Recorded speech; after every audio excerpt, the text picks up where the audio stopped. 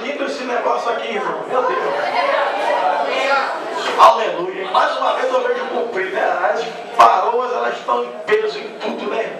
A gente chega, elas estão lá, só as mulheres de oração, só as mulheres, só as colunas da igreja. E eu glorifico a Deus por esse congresso aqui. Que Deus abençoe as irmãs aqui. Estava lendo aqui, o pastor falou algo aqui interessante. Aleluia. Eu vou completar o que o pastor falou aqui. Aleluia. Está falando aqui das 10 virgens. Diga comigo assim, eram 10 virgens. Todas elas eram noivas. Todas elas tinham lâmpadas.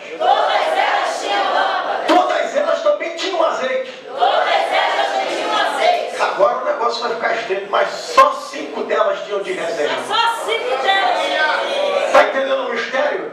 Azeite na Bíblia significa ou simboliza a presença inefável e incomparável do Espírito Santo.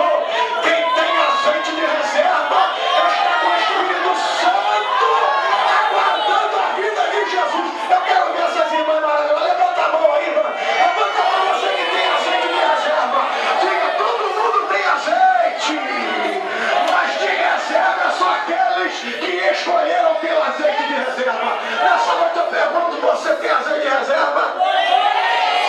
Levanta a mão do teu irmão, diga para ele, eu vou dividir contigo hoje. Hoje eu tenho